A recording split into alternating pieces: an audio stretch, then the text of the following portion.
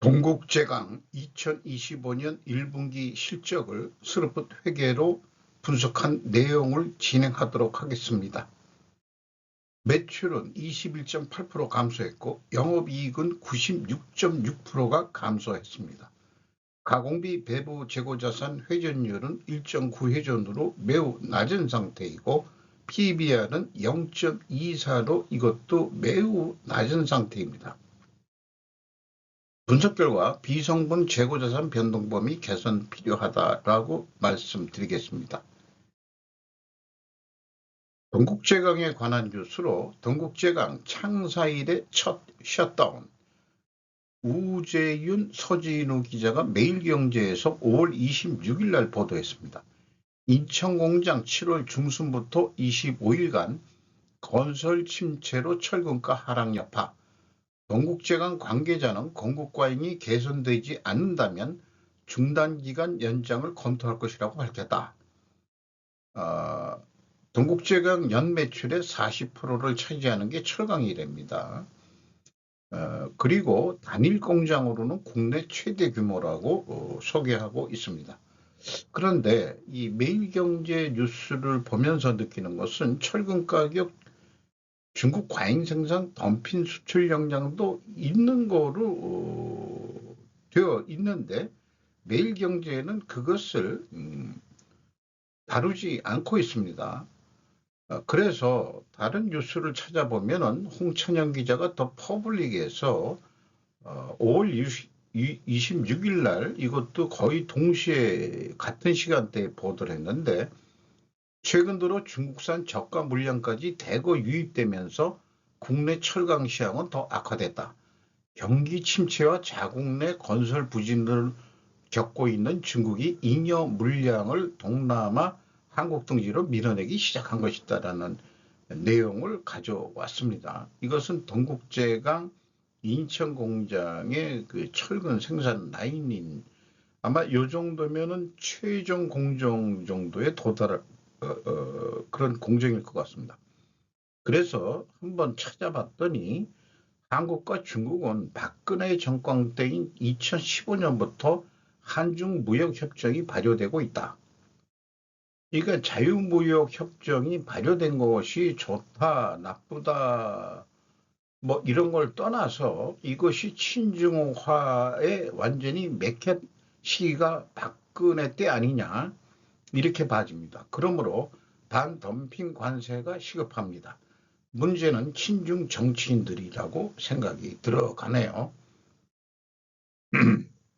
먼저 원가회계 손익으로서 매출이 7,255억 원으로 전년 동기 대비 21.8%나 크게 감소했습니다. 그런데 반대로 가공비 배부 재고자산은 줄이질 못하고 1.4% 증가했습니다. 매출 총이익 51.4% 감소했고 판매관리비를 16.3% 줄였습니다만은 결과 영업이익은 42억 5,500만 원으로 전년 동기보다 무려 91.9%가 하락했습니다. 영업이익률도 0.6%로 크게 떨어졌습니다.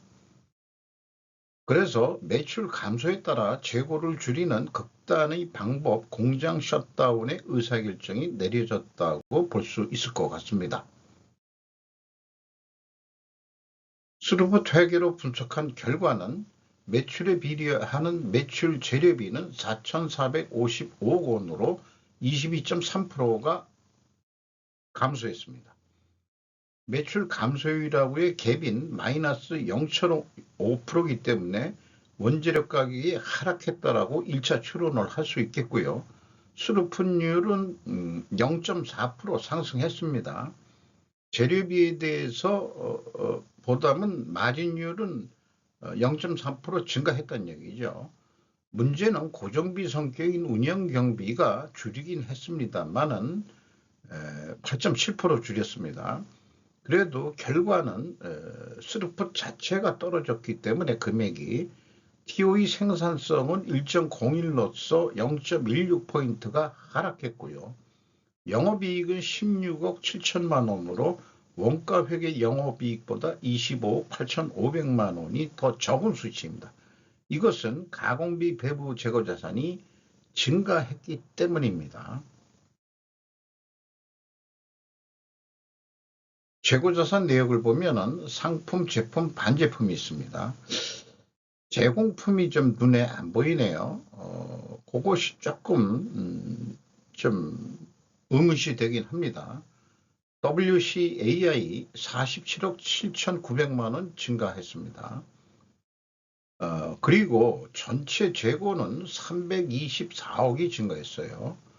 원부 재료는 줄였지만은 329억으로 미착부음이 596억인데 지금 원료가 오고 있는 중이다 이게요. 원재료를 그래서 저는 재고 회전율에 반영하지 않습니다. 이 가공비 배부 재고 자산이 문제지 원재료는 확보해야 될 필요가 있습니다. 이 미착품이라는 게 주로 원재료에 대한 미착품일 거예요. 오고 있는 중 이게 들어오면은 원재료가 계속 쌓이겠죠. 공장까지 셧다운 한다고 그러면은 아마 상반기 동국제강 보면은 원재료가 분명히 크게 증가해 있을 것으로 그렇게 예상이 됩니다. 돈이 묶이게 되죠. 원재료가 그렇게 또 많이 쌓여 있으면은. 비용의 성격적 분류 내용을 분석해 보면은 재고자산의 변동이 마이너스 57억 6천만 원인데 이것은 재고가 증가했다는 뜻이고요. 원부재료 사용 및 상품 매입액이라고 표현되어 있으면은 표준적인 표기 방법입니다. 따로 C에다가 상품 매입액을 표현해주면 더 바람직하긴 하겠습니다. AB를 더한 MC 매출원가 재료비는 4,429억 원으로 22.3%가 감소했고 운영경비는 8.7%가 감소했습니다. 운영경비 2,784억 원에서 판매관리비 507억 원을 뺀 2,277억 원이 공장 가공비가 되겠습니다. 6.7% 감소했고요. 가공 비율은 34%로 3.9% 상승했는데 상대적으로 재료 비율은 3.9%가 하락했습니다. 여기서도 우리는 원재료 가격이 하락했다라고 2차 추론을 해볼 수 있겠습니다. 재고자산 증감 내역을 비교를 해보면은 갭이 9억 8,100만 원이 나오는데 독특하게도 합리적인 재고자산 변동 범위를 WCAI로 하고 있는 거로 알았는데 이 금액을 추적을 해보니까 저장품 및 기타 증감액을 포함시켜 버렸어요. 저장품이라는 게 대부분 유지보수용 자재 이런 건데 이런 거는 수선비로 떨려야 될 성격이고 기타가 뭔지 모르겠습니다만은 그거를 포함했다는 게 이게 첫 사례로 좀 분석을 하면서 첫 사례로 느껴지는 겁니다. 이거는 불합리한 것입니다. 이 증감액을 집어넣는다 그러면은 매출원가를 내려보려고 이렇게 의도적으로 한 거 아니냐 이런 생각도 들어가고요. 대부분 철강 생산하면서 소모품으로 사용되는 것도 있긴 있겠죠. 그것은 재고의 증감에 들어갈 게 아니고 그 사용량에 들어가야 될 것입니다. 어쨌든 이것이 비정상적인 형태로 보입니다. 따라서 PQ 총 제조 비용도 동일한 금액으로 차이가 나고 PQ 총 생산 재료비도 동일한 금액으로 차이가 나서 저장품 기타의 증감액을 빼주면은 일은 단지 단수 차이고요. 일치는 하긴 합니다. 그러나 비합리적인 방법이죠. 그리고 현금 흐름표 기준으로는 마치고 있습니다. 현금 흐름표 전체 재고자산의 증감액은 재고자산 평가 손실액과 환입액을 가감해주면은 일치를 합니다. 철강의 재고자산 평가 작업을 할 필요가 있을까? 저는 그렇게 생각을 합니다. 물론 녹이 나겠지만은 재고관리 회전율을 높이면은 그런 손실률이 일어날 일이 없죠. 좀 상식으로는 철강계통은 재고자산 평가 손실 작업을 하지 않아야 좋을 것 같아요. 저렴해는 그럴 거다 이거예요. 그래서 그 원가 회계 차이액을 검증을 해보는데 그 기본적으로는 이게 지금 마이너스 25억 8,500만 원이니까 이것을 그동안에 검증해왔던 것은 재고자산 증감액에서 가공 비율을 곱하면 그 금액이 일치하는데 이게 틀립니다. 근데 제가 분석을 하면서 이런 경우를 지금 처음 겪어보는데 아무리 산식을 되짚어보고 내가 뭐 잘못 분석을 했나 해봤는데 그 밑에 다시 한번 그 필연적으로 존재할 다른 결과를 찾은 거로는 이 일치를 하거든요. 매출 재료비하고 그 다음에 비성분의 매출원가 재료비하고의 차이는 일치를 합니다. 그렇다면 왜 이런 차이가 나겠느냐? 이게 저장품 및 기타 증감에 상당합니다. 그러니까 25억 8,500만 원에서 16억 1,100만 원을 더해버리면은 9억 7,400만 원이 나오는데 요게 그 저장품 및 기타 증감액에 상당한 유사한 금액으로 나옵니다. 그러니까 이게 그 잘못됐다는 얘기죠.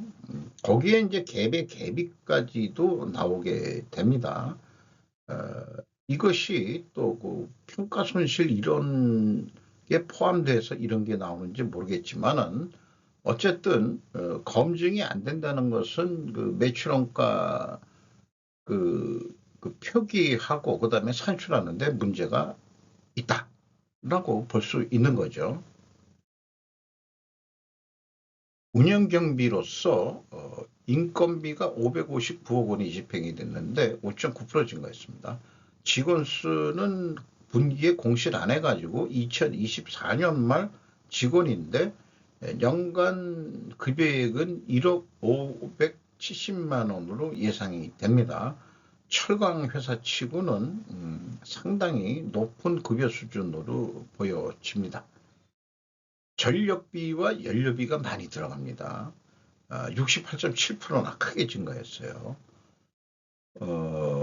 재고가 크게 증가한 것도 아닌데 이 산업용 전력 단가가 올라간 거 아닌가 이렇게 좀 봐집니다. 지급 수수료가 48.8%나 증가했고 운반비는 8.9% 떨어졌으니까 그만큼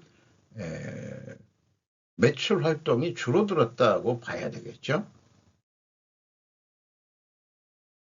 경영평가 지표로서 여러 가지 했었습니다만은 핵심적인 것만 이제 분석을 해보기로 했습니다.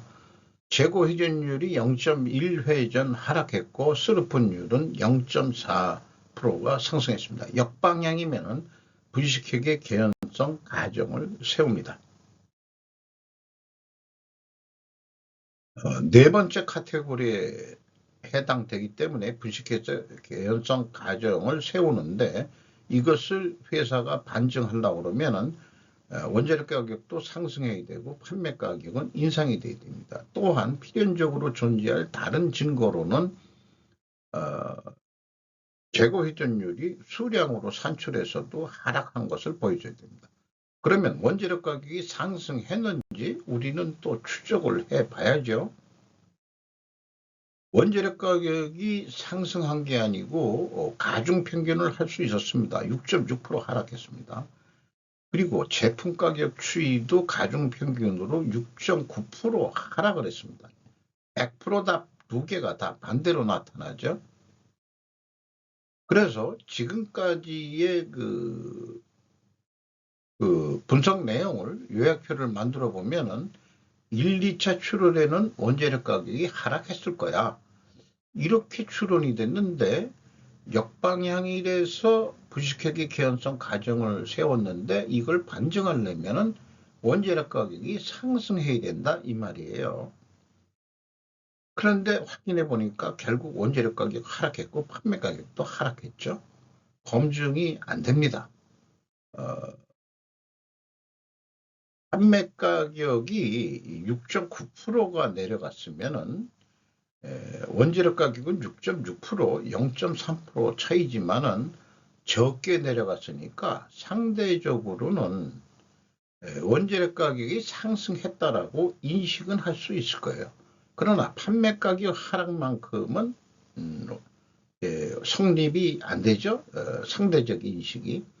그래서 저의 분식회계 개연성 가정 이론은 회사가 반증을 할 수 있기 전까지는 유효할 것입니다. 1분기 실적을 토대로 그 손익분기점을 아니고 연간은 1 더하기 300% 산식에 의해서 2조 9천억 정도 하지 않을까 이렇게 예상이 되고요. 재료 비율 가지고도 동일한 금액으로 우리는 예측을 할 수 있겠습니다. 그래서 이거를 그 톤당 단가로 비율을 한다면은 290만 원에 톤당 판다고 한다면은 남는 게 4,484원밖에 안 된다. 철강 한 톤을 팔아가지고 290만 원짜리를 4,400원 남는다면 이건 장사도 아니게 되는 거죠. 그런데 재고 회전율이 7.7회전으로 예상이 되는데 요거 뭐 더도 말고 조금만 더 노력해서 8회전만 해보자. 어떻게 재고를 줄이느냐, 재고 회전율을. 생산량을 좀 감축을 하고 지금 그 특단의 조치를 했죠. 매출 증대를 해서 재고를 없애든지. 세 번째는 세계가 복합된 거. 이런 복합적인 이유 활동을 해가지고 재고 회전율을 높인다면은 매출은 다시 100만 원 단위로 환원하면은 3조 원대를 달성해서 다소 운영경비가 증가하더라도 영업이익은 362억 원으로 크게 증가할 것입니다. 관건은 재고 회전율을 높여라. 끊임없는 메시지입니다. 절대 하지 말아야 할 것은 덤핑 판매이다. 만약 10% 가격을 DC한다 그러면은 290만 원짜리를 스루퍼는 단순하게 바로 눈에 띄게 보여줄 수 있습니다. 적자가 2,855억 원 크게 날 거다. 그러니까 가격을 내리면은 바로 망하는 길이다. 이런 얘기가 되겠습니다. 중국의 과잉재고 덤핑 수출에 한국 철강업의 전망이 흔들린다면 중국은 애전연의 국가의 주적으로 삼아 대처를 해야 한다. 트럼프가 먼저 시작했다. 여기에 동참해야 한다. 중국 국가자본주의는 정부 보조금으로 영업손실을 메꿔주고 있다고 한다. 100% 모든 기업을 해주는 건 아닐 거예요. 정책적으로 공산당이 밀어주는 데만 되는 거니까 중국에서 생존하려고 그러면은 관계를 잘 맺어가지고 중국 공산당하고 그런 권력 지배 구조 속에서 중국 경제가 돌아간다. 이렇게까지도 우리가 인식을 할 수 있는 거죠. 그리고 원가 회계 영업이익보다 이익이 감소합니다. 재고가 증가할 때는. 그리고 판매가는 원가 회계보다 낮게 나오게 되어 있습니다. 주가는 8,310원으로서 장부 가격 대비 PBR은 24%밖에 되질 않습니다. 5% 이상 주주는 동국홀딩스가 30.28%, JFE 스틸이라고 일본계 그 철강 회사입니다. 8.71%, 국민연금공단 6.09%, 외국인이 26.3%를 지분을 보유하고 있습니다. 이상 마치도록 하겠습니다.